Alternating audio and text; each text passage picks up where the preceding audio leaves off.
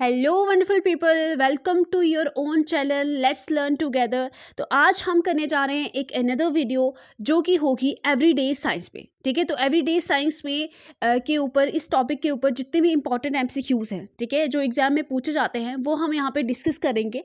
जो आपके जो भी एग्जाम हैं आने वाले हैं, चाहे जेकेपी कांस्टेबल हो, अब एसआई की पोस्ट भी निकल गई हैं, तो जितने भी एग्जाम में आपके ये टॉपिक होगा, एसएससी में भी ये क्वेश्चन पूछे जाते हैं, तो आप इस वीडियो को देख सकते हो। एंड तक बने रहिएगा, फटाफट से हम ये क्वेश्चन कर लेंगे और आपको बहुत कुछ सीखने को मिलेगा। ठीक है, तो चलिए स्टार्ट करते हैं आज के लेक्चर को विद क्वेश्चन नंबर 1।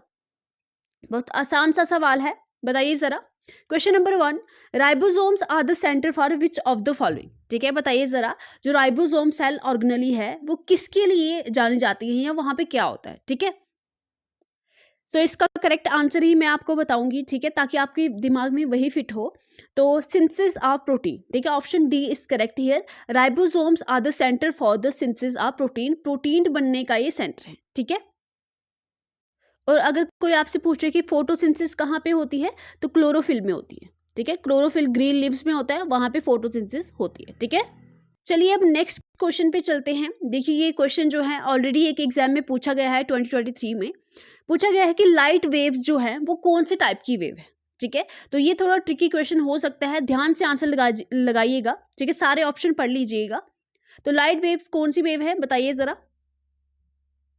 ठीक है, तो लाइट वेव्स जो होती है वो ट्रांसवर्स इलेक्ट्रोमैग्नेटिक वेव्स होती है। ठीक है, तो ऑप्शन डी यहाँ पे करेक्ट हो जाएगा, more than one of the above. ठीक है, अगर होता यहाँ पे A and C are correct, तो यहाँ पे ए एंड सी करेक्ट होता। ठीक है, मगर इन्होंने इस तरह से ऑप्शन दी हैं, तो ध्यान से आप आंसर मार्क कर सकते हो। ठीक है, तो ट्रांसवर्स और इलेक्ट्रोमैग्नेटिक वेव्स, लाइट वेव जो है वो ट्रांसवर्स वेव भी है और इलेक्ट्रोमैग्नेटिक वेव्स भी है। ठीक है, तो ट्रांसवर्स वेव क्या होती है, जो कि ट्रांसवर्स वेव में क्या होता है कि जो पार्टिकल होते हैं मीडियम के, वो परपेंडिकुलर चलते हैं to the direction of the motion of the wave. ठीक है, और लॉन्गिट्यूडनल वेव्स क्या होती है, जहां पे पार्टिकल्स होते हैं जो मीडियम के, वो पैरेलल चलते हैं to the motion of the wave. ठीक है, लॉन्गिट्यूडनल जो वेव्स है, यहाँ पे एग्जांपल आ जाती है हमारी साउंड वेव्स की। ठीक है, तो ये भी अक्सर एग्जाम में पूछा जाता है, तो साउंड वेव्स लॉन्गिट्यूडनल वेव्स के रिलेटेड आप याद रख सकते हो। ओके, क्वेश्चन नंबर 3 आपकी स्क्रीन पे है, which one of the following elements is a non metal. ठीक है, तो इनमें से कौन सा जो एलिमेंट है वो नॉन मेटल है, मतलब मेटल नहीं है। ठीक है, तो लगाइए इसका करेक्ट ऑप्शन क्या होगा, फटाफट से लगाइए, सबने मेटल और नॉन मेटल पढ़ा होगा। तो फॉस्फोरस यहाँ पे नॉन मेटल है। ठीक है, बाकी सब क्या है, मेटल है। ठीक है, मरकरी की बात करें तो इसका सिंबल होता है Hg। ठीक है, अक्सर एग्जाम में पूछा जाता है, मरकरी का सिंबल होता है Hg और एटॉमिक नंबर होता है यहाँ इसका 80। फॉस्फोरस की बात करें तो इसका सिंबल होता है P और एटॉमिक नंबर है इसका 50। कॉपर का बताइए, चलिए शाबाश, कॉपर का बताइए Cu और इसका एटॉमिक नंबर होता है 29। और सोडियम तो बड़ी वाली जेके एसएसबी के एग्जाम में पूछा जाता है, इसका सिंबल होता है Na और इसका एटॉमिक नंबर होता है 11। ठीक है, तो ये सब आपको याद रखना है। ठीक है, तो मरकरी बताइए, मरकरी के रिलेटेड कुछ एक्स्ट्रा पॉइंट अगर आपको पता है तो कमेंट सेक्शन में लिख के बताइए मुझे। क्वेश्चन नंबर 4 आपकी स्क्रीन पे है, kilowatt hour is the unit of. ठीक है, किलोवाट आवर किसका यूनिट है, बताइए जरा। ठीक है, तो इसका जो करेक्ट आंसर है वो है एनर्जी। ठीक है, तो एनर्जी का यूनिट क्या है, किलोवाट आवर। ठीक है, अब बताइए, पावर का भी अक्सर एग्जाम में पूछा जाता है, तो पावर का जो यूनिट है वो है वाट। ठीक है, डब्ल्यू से इसे डोनेट करते हैं। अच्छा, मुझे बताइए आप, वाट और किस चीज का यूनिट होता है, ऐसा यूनिट होता है, बताइए जरा। ठीक है, एक होती है रेडियंट फ्लक्स।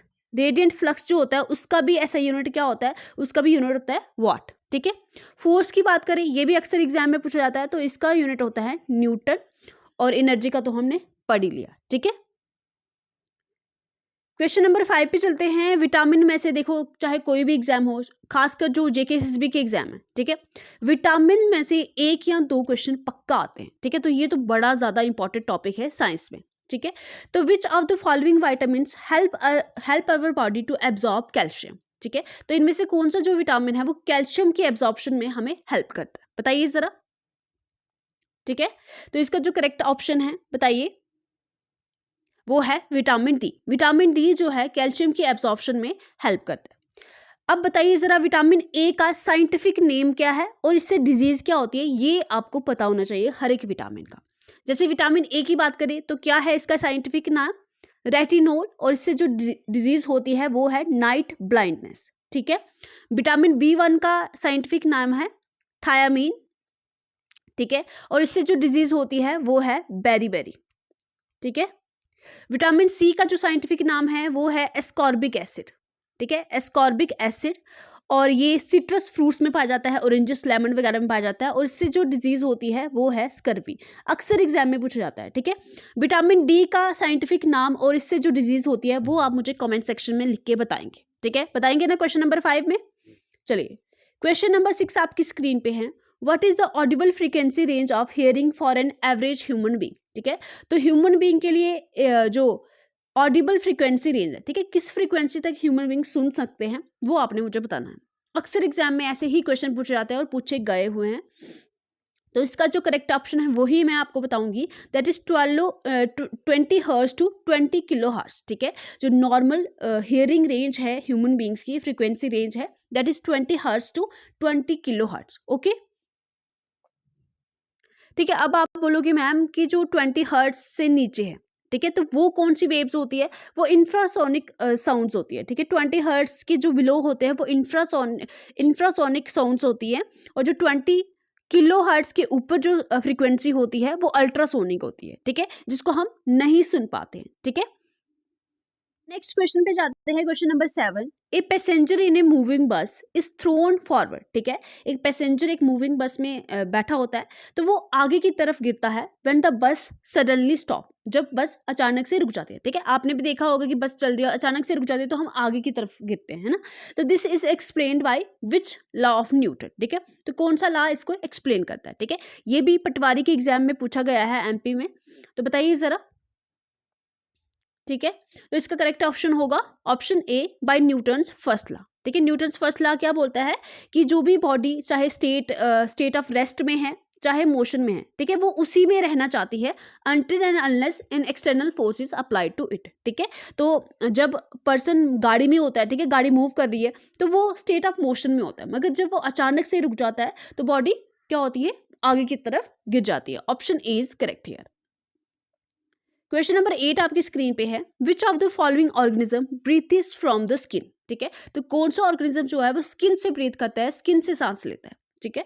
तो ह्यूमंस तो है नहीं, ऑफ कोर्स मंकीज भी नहीं है, तो इसका जो करेक्ट ऑप्शन है earthworm, option B is correct, ठीक है। अक्सर ये भी एग्जाम में पूछा जाता है। क्वेश्चन नंबर 9 पे चलते हैं, ठीक है। तो बताइए which among the following statement are correct. पहला है plants convert energy from sunlight into food stored as carbohydrate, ठीक है, ये ऑप्शन तो सही लग रहा है, ठीक है। प्लांट्स हैव क्लोरोफिल, ये तो मैंने अभी आपको बताया, ठीक है, क्लोरोफिल, फिर उसमें फोटोसिंथेसिस होती है, ठीक है, ऑप्शन ए भी करेक्ट लग रहा है। तो जहाँ पे ऑप्शन 1 और 2 हैं वो तो करेक्ट है, ठीक है, सिर्फ ओनली 1 करेक्ट नहीं हो सकता, ठीक है। तो यहाँ पे 2 है ही नहीं, तो सही आंसर क्या हो जाएगा, यहाँ पे आंसर हो जाएगा बी ऑप्शन, यहाँ पे दोनों ही ऑप्शन है, ठीक है। Plants do not have cell wall, तो ये गलत है, प्लांट्स में सेल वॉल होती है, ठीक है, प्लांट पे सेल वॉल होती है, तो ये ऑप्शन 3 जो करेक्ट 3 जो है वो गलत है, और जो ऑप्शन बी है वो हमारा बिल्कुल सही है, ठीक है। नेक्स्ट चलते हैं क्वेश्चन नंबर 10 पे, ठीक है। आपने मुझे बताना है which of the following help in the blood clotting, ठीक है। ये भी पटवारी के एग्जाम में पूछा गया और ये बहुत बार एग्जाम में पूछा जाता है, इसको बताने की जरूरत नहीं है। बताइए जरा, मुझे बताइए ब्लड क्लॉटिंग में कौन सा विटामिन जो है वो हेल्प करता है, ठीक है। इसका आंसर आपने मुझे कमेंट सेक्शन में लिख के बताना है कि क्वेश्चन नंबर 10 का आंसर क्या है, ठीक है। तो ये मैं आपको नहीं बताऊंगी क्योंकि ये बहुत इजी है, जिसको नहीं पता होगा वो कमेंट में बता दीजिएगा मुझे कि मुझे नहीं पता है मैम, आप ही बता दो, ठीक है। तो ये थे कुछ 10 क्वेश्चंस, आप मुझे अपना स्कोर बताइएगा कि 10 में से आपके कितने मार्क्स आए हैं, ठीक है। तो उस तरह से आप अपनी तैयारी को चेक कर सकते हैं, ठीक है। तो thank you so much for watching the video. अगर आपको इस चैनल से यूजफुल कंटेंट मिलता है कॉम्पिटिटिव एग्जाम के रिलेटेड, तो आप इस चैनल को सब्सक्राइब कर सकते हो, वीडियो को लाइक कर सकते हो, अपने दोस्तों के साथ शेयर कर सकते हो जो भी एग्जाम की तैयारी कर रहे हैं, ठीक है। Thank you so much, bye bye, take care.